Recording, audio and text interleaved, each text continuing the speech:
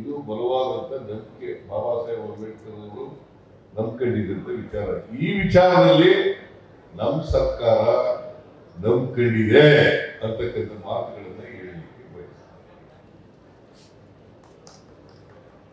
ಅದಕ್ಕೆ ಸಂವಿಧಾನದ ಆಶಯಗಳು, ಧ್ಯೇಯೋದ್ದೇಶಗಳೆಲ್ಲ ಸಂವಿಧಾನದ ಈ ಪ್ರಿಯಾಂಬಲ್ನಲ್ಲಿ ಇದ್ದಾವೆ, ಪ್ರಸ್ತಾವನೆಯಲ್ಲಿ. ಅದು ಎಲ್ಲರೂ ಕೂಡ ಗೊತ್ತಾಗಬೇಕು, ಈ ದೇಶದ ಎಲ್ಲ ಜನರಿಗೆ ಗೊತ್ತಾಗಬೇಕು. ನಮ್ಮ ಹಕ್ಕುಗಳೇನು, ನಮ್ಮ ಬಾಧ್ಯತೆಗಳೇನು. ನಮ್ಮ ಹಕ್ಕುಗಳು ರಕ್ಷಣೆ ಆದರೆ ಸಂವಿಧಾನ ರಕ್ಷಣೆ ಆಗುತ್ತೆ, ಸಂವಿಧಾನ ರಕ್ಷಣೆ ಆದರೆ ನಮ್ಮ ಹಕ್ಕುಗಳು ರಕ್ಷಣೆ ಆಗ್ತವೆ. ಅದಕ್ಕೋಸ್ಕರನೇ ಸಂವಿಧಾನದ ರಕ್ಷಣೆಯನ್ನು ಮಾಡ್ತಕ್ಕಂಥದ್ದು ನಮ್ಮೆಲ್ಲರ ಕರ್ತವ್ಯ, ನಮ್ಮೆಲ್ಲರ ಜವಾಬ್ದಾರಿ. ನಾವು ಸಂವಿಧಾನವನ್ನು ರಕ್ಷಿಸಿದರೆ ಸಂವಿಧಾನ ನಮ್ಮನ್ನು ರಕ್ಷಿಸುತ್ತದೆ.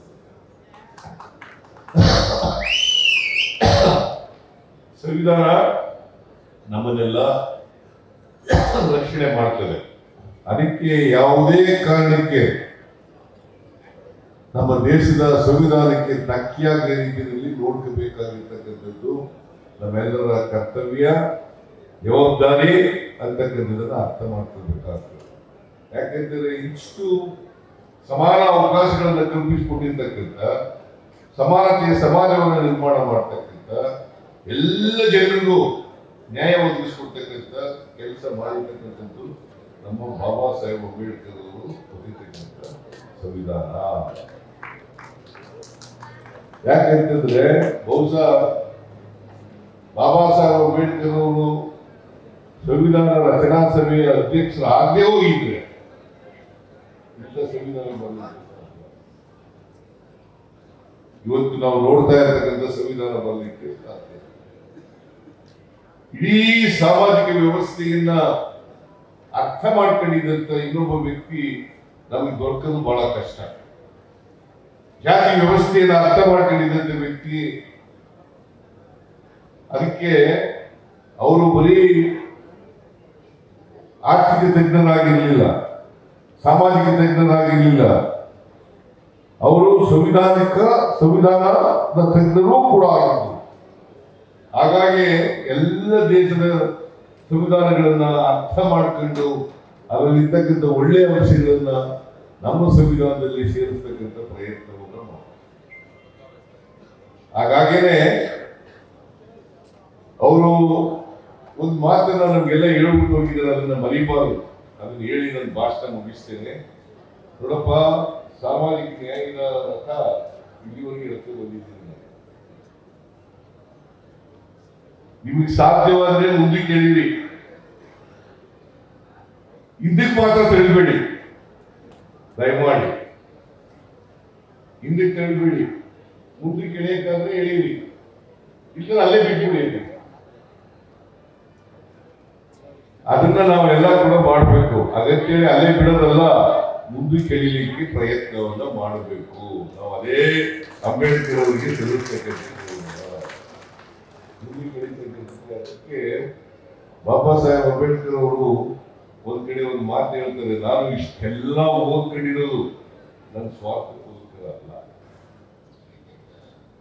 ಈ ದೇಶದ ಜನರ ಆರ್ಥಿಕ ಸಾಮಾಜಿಕ ಶಕ್ತಿಯನ್ನ ಕೊಡ್ಲಿಕ್ಕೋಸ್ಕರ, ಅಸ್ಪೃಶ್ಯತೆಯನ್ನ ತೊಡೆದಾಕ್ಲಿಕ್ಕೋಸ್ಕರ, ಅಸಮಾನತೆಯನ್ನ ತೊಡೆದಾಕ್ಲಿಕ್ಕೋಸ್ಕರ ನಾನು ಇಷ್ಟೆಲ್ಲ ಓದ್ಕೊಂಡಿದ್ದೀನಿ ಹೊರತು ನನ್ನ ಸ್ವಾರ್ಥಕ್ಕೋಸ್ಕರ ಅಲ್ಲ ಅಂತಕ್ಕಂಥದ್ದನ್ನ ಬಹಳ ಸ್ಪಷ್ಟವಾಗಿ ಹೇಳ್ತಾರೆ. ಇದನ್ನ ನಾವು ಅರ್ಥ ಮಾಡ್ತೀವಿ.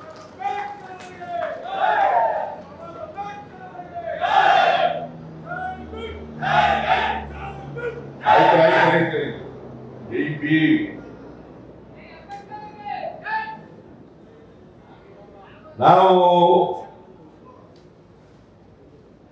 ಅಂಬೇಡ್ಕರ್ ಅವರಿಗೆ ಗೌರವ ಸಲ್ಲಿಸೋದು ಏನಪ್ಪ ಅಂತಂದ್ರೆ, ಅವರು ಯಾವ ದಾರಿನಲ್ಲಿ ನಡೆದಿದ್ರು ಅದೇ ದಾರಿಯಲ್ಲಿ ನಡೀತಕ್ಕಂಥ ಪ್ರಯತ್ನವನ್ನ ನಾವು ಮಾಡಬೇಕು ಅಲ್ವಾ? ಅದಕ್ಕೆ ನಾನು ಮುಖ್ಯಮಂತ್ರಿ ಆದ್ಮೇಲೆ 5 ಗ್ಯಾರಂಟಿ ಯೋಜನೆಗಳನ್ನ ಜಾರಿಗೆ ಕೊಟ್ಟಿದ್ದೀವಿ. ಆ 5 ಗ್ಯಾರಂಟಿ ಯೋಜನೆಗಳು ಏನಪ್ಪಾ ಅಂತಂದ್ರೆ, ಆರ್ಥಿಕವಾಗಿ ಸಾಮಾಜಿಕವಾಗಿ ಶಕ್ತಿ ತುಂಬತಕ್ಕಂಥ ಯೋಜನೆ. ಆರ್ಥಿಕವಾಗಿ ಸಾಮಾಜಿಕವಾಗಿ ಶಕ್ತಿ ತುಂಬದೆ ಹೋದ್ರೆ ನಿಮಗೆ ಜಾತೀಯತೆ ಹೆಂಗ್ ಹೋಗ್ತದೆ, ಜಾತಿ ವ್ಯವಸ್ಥೆ ಹೆಂಗ್ ಹೋಗ್ತದೆ, ಸಮಾನತೆ ಹೆಂಗ್ ಬರ್ತದೆ. ಎಲ್ಲರೂ ಮುಖ್ಯವಾಗಿ ತರ್ತಕ್ಕಂಥ ಪ್ರಯತ್ನವನ್ನ ಮಾಡಬೇಕು. ಆ ಪ್ರಯತ್ನ ಮಾಡಿದ್ರೆ ಮಾತ್ರ, ಮುಖ್ಯವಾಗಿ ನೀವು ಬಂದಾಗ ಮಾತ್ರ ಜಾತಿ ಅದು ಒಂದೇ ವರ್ಷದಲ್ಲಿ 2 ವರ್ಷದಲ್ಲಿ ಹೋಗ್ತದೆ ಅಂತ ಹೇಳಕ್ ಹೋಗಲ್ಲ, 10 ವರ್ಷದಲ್ಲಿ ಹೋಗ್ತದೆ ಅಂತ ಹೇಳಕ್ ಹೋಗಲ್ಲ. ಕ್ರಮೇಣ ಕಡಿಮೆ ಆಗಲಿಕ್ಕೆ ಪ್ರಯತ್ನವನ್ನು ಮಾಡಬೇಕಾಗ್ತದೆ. ಅದರಿಂದ ನಮ್ಮ ಹೋರಾಟ ನಿರಂತರವಾಗಿರ್ಬೇಕು. ನಮ್ಮ ಹೋರಾಟ ನಿರಂತರವಾಗಿರ್ಬೇಕು. ಅದಕ್ಕೆ ಬಾಬಾ ಸಾಹೇಬ್ ಅಂಬೇಡ್ಕರ್ 3 ಮಂತ್ರಗಳನ್ನ ಬಿಟ್ಟು ಹೋಗಿದ್ದಾರೆ. ಒಂದು ಶಿಕ್ಷಣ, 2ನೇದು ಸಂಘಟನೆ, 3ನೇದು ಹೋರಾಟ. ಶಿಕ್ಷಣ, ಸಂಘಟನೆ ಮತ್ತೆ ಹೋರಾಟ. ಈ 3 ಮಂತ್ರಗಳನ್ನ ನಾವು ಯಾವಾಗಲೂ ಕೂಡ ಜ್ಞಾಪಕದಲ್ಲಿ ಇಟ್ಟುಕೊಳ್ಳಬೇಕು. ನೀವು ಅದಕ್ಕೆ ಎಲ್ಲರೂ ಕೂಡ, ವಿಶೇಷವಾಗಿ ಯಾರು ಅಕ್ಷರ ಸಂಸ್ಕೃತಿಯಿಂದ ವಂಚಿತರಾಗಿದ್ದಾರೆ ಅವರೆಲ್ಲರೂ ಕೂಡ ಶಿಕ್ಷಣವನ್ನು ಪಡ್ಕೊಳ್ಳೇಬೇಕು. ಶಿಕ್ಷಣವನ್ನು ಪಡ್ಕೊಂಡ್ರೆ ಮಾತ್ರ ಸ್ವಾಭಿಮಾನ ಬರಲಿಕ್ಕೆ ಸಾಧ್ಯ, ಜ್ಞಾನ ಬರಲಿಕ್ಕೆ ಸಾಧ್ಯ ಆಗ್ತದೆ, ಸಂಘಟನೆ ಮಾಡಲಿಕ್ಕೆ ಸಾಧ್ಯ ಆಗ್ತದೆ, ಹೋರಾಟ ಮಾಡಲಿಕ್ಕೆ ಸಾಧ್ಯ ಆಗ್ತದೆ. ಅದಕ್ಕೋಸ್ಕರ ಶಿಕ್ಷಣ ನಮ್ಮ ಮೂಲಭೂತವಾಗಿರ್ತಕ್ಕಂಥ ವಿಚಾರ. ಅದನ್ನು ನಾವೆಲ್ಲರೂ ಕೂಡ ಪಡ್ಕೊಳ್ತಕ್ಕಂಥ ಪ್ರಯತ್ನವನ್ನ ಮಾಡಬೇಕು. ಅದೇ ನಾವು ಬಾಬಾ ಸಾಹೇಬ್ ಅಂಬೇಡ್ಕರ್ ಆ ಕಾಲದಲ್ಲಿ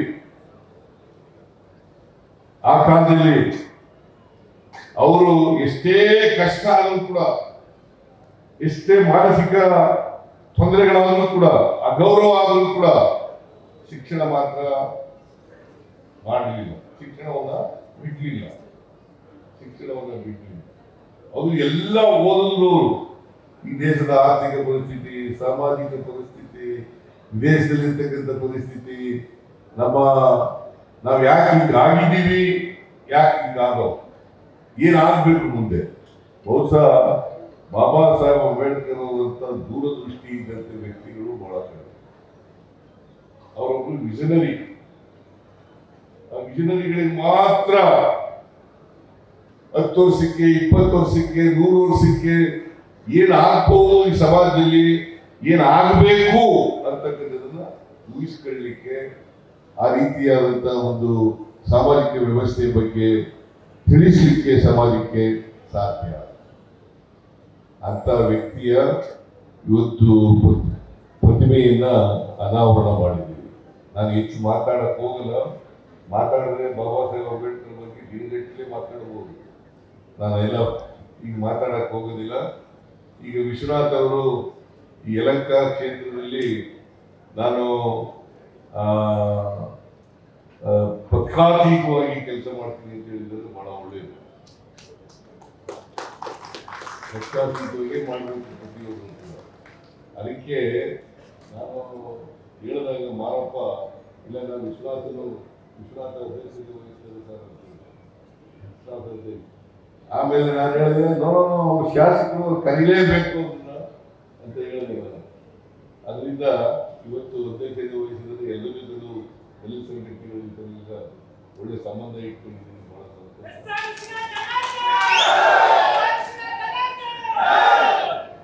ಯಲಹಂಕ ಕ್ಷೇತ್ರ ದೊಡ್ಡ ಕ್ಷೇತ್ರ.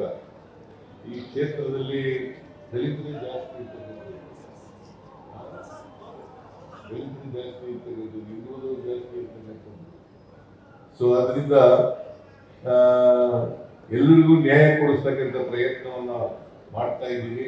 ಅದು ಬಹಳ ಸ್ವಾಗತಾರ್ಹವಾದಂಥ ವಿಚಾರ ಅಂತಕ್ಕಂಥ ಮಾತುಗಳಲ್ಲಿ ಹೇಳಿ, ಮತ್ತೆ ನಮಗೆ ಸ್ವಲ್ಪ ಹೆಚ್ಚು ಗ್ರಾಂಟ್ಸ್ ಕೊಡಬೇಕು ಅಂತ ಹೇಳಿದ್ದಾರೆ. ಗ್ರಾಂಟ್ಸ್ ಕೊಡಬೇಕು ಅಂತ ಹೇಳಿದ್ದಾರೆ. ಬೈಕಿ ಸುರೇಶ್ ಈಚೆಗೆ ಈಗ ಆಗ್ಬಿಟ್ಟಿದ್ದಾರೆ. ಅವ್ರ ಮನೆಗೆ ಬಿಟ್ಟಿಲ್ಲ, ಮನೆ ಬರಲ್ಲ.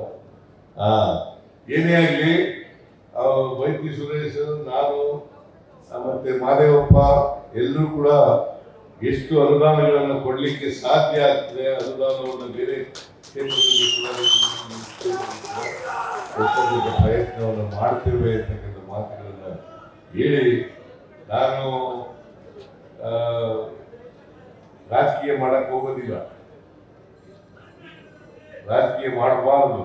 ಯಾಕೆಂದ್ರೆ ಸಮಗ್ರ ಕರ್ನಾಟಕದ ಅಭಿವೃದ್ಧಿ ಆಗುತ್ತೆ, ಸಮಗ್ರ ಸಾಮಾಜಿಕ ವ್ಯವಸ್ಥೆ ಬದಲಾವಣೆ ಆಗುತ್ತೆ. ಬಾಬಾ ಸಾಹೇಬ್ ಅಂಬೇಡ್ಕರ್ ಅವರು ದಲಿತರಾಗಿ ಹುಟ್ಟಿದ್ರೂ ಕೂಡ ದಲಿತರ ನಾಯಕರಾಗಿರಲಿಲ್ಲ, ಅವರು ಎಲ್ಲರ ನಾಯಕರಾಗಿದ್ರು. ಯಾರ್ಯಾರು ಸಾಮಾಜಿಕ ನ್ಯಾಯದಿಂದ ವಂಚಿತರಾಗಿದ್ದಾರೆ, ಯಾರ್ಯಾರು ಅವಕಾಶಗಳಿಂದ ವಂಚಿತರಾಗಿದ್ದಾರೆ, ಯಾರ್ಯಾರು ದೌರ್ಜನ್ಯಕ್ಕೊಳಗಾಗಿದ್ದಾರೆ, ಅವರೆಲ್ಲರ ನಾಯಕರಾಗಿದ್ರು, ಅವರೆಲ್ಲರ ಬದುಕು ಹಸನಾಗಬೇಕು ಅಂತಕ್ಕಂಥದ್ದನ್ನು ಬಯಸಿದ್ರು. ಅಂತ ಮಹಾನ್ ವ್ಯಕ್ತಿ ಈ ದೇಶದಲ್ಲಿ ಹುಟ್ಟಿರ್ತಕ್ಕಂಥದ್ದೇ ನಮಗೆಲ್ಲ ಹೆಮ್ಮೆಯ ವಿಷಯ ಅಂತಕ್ಕಂಥ ಮಾತುಗಳನ್ನು ದೇಶದಲ್ಲಿ ಹುಟ್ಟಿರೋದೇ ನಮ್ಮೆಲ್ಲರಿಗೂ ಹೆಮ್ಮೆಯ ವಿಷಯ ಅಂತಕ್ಕಂಥ ಮಾತುಗಳನ್ನು ಹೇಳಿ, ಇವು ಈ ಪ್ರತಿಮೆಯನ್ನ ಅನಾವರಣಗೊಳಿಸಿದ್ದೇವೆ, ಲೋಕಾರ್ಪಣೆ ಮಾಡಿದ್ದೇವೆ. ಇದರಿಂದ ಅಂಬೇಡ್ಕರ್ ವಿಚಾರಗಳು ಎಲ್ರಿಗೂ ಗೊತ್ತಾಗ್ಲಿ ಅಂತಕ್ಕಂಥ ಇದು ಒಂದು ಸಿಂಪಲ್ ಅಷ್ಟೇನೆ. ಈ ಪ್ರತಿಮೆಗಳನ್ನ ಮಾಡ್ತಕ್ಕಂಥದ್ದು ಸಿಂಪಲ್ ಅಲ್ಲದೆ, ಆದ್ರೆ ಅಂಬೇಡ್ಕರ್ ವಿಚಾರಗಳಿದ್ದಾವಲ್ಲ, ಅಂಬೇಡ್ಕರ್ ವಿಚಾರಗಳು ಇವತ್ತಿಗೂ ಪ್ರಸ್ತುತ, ಮುಂದೆನೂ ಪ್ರಸ್ತುತ, ಇನ್ನೂ ಬಹಳ ವರ್ಷಗಳ ಕಾಲ ಪ್ರಸ್ತುತವಾಗಿ ಇರ್ತವೆ ಅಂತಕ್ಕಂಥ ಮಾತುಗಳನ್ನು ಹೇಳಿ ನಿಮ್ಗೆಲ್ಲ ಧನ್ಯವಾದಗಳನ್ನು ಹೇಳಿ, ಮತ್ತೆ ನಾರಪ್ಪ ಮತ್ತು ಇತರ ಎಲ್ಲ ರೈತರಿಗೆ